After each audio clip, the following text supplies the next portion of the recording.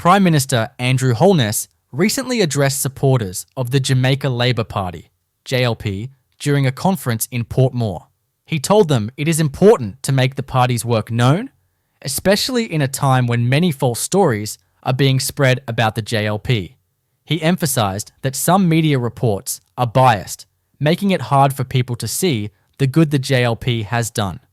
Holness shared a personal story about a time he spoke to a journalist about a report he felt was unfair. The journalist told him, "I am not your PR firm." This experience led Holness to stress the need for JLP members to take charge of sharing information with the public. He said they should ensure people have a clear and accurate view of what the party is doing. However, many JLP supporters seem to struggle when asked about the positive changes the party has made.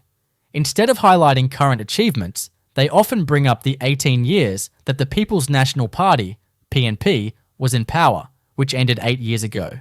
When asked what good things Andrew Holness has done to improve daily life for citizens, many supporters find it hard to come up with specific examples. This focus on the past can be a problem for the JLP. While Holness calls for supporters to share the party's successes, many seem stuck in a cycle of comparing the JLP's current efforts to the PNP's past actions. Let me ask you a simple question. What specific actions or policies has Andrew Holness implemented that are making a positive difference in the everyday lives of Jamaican citizens? Before answering, remember, Proverbs 12 verse 17 said, "An honest witness tells the truth, but a false witness tells lies."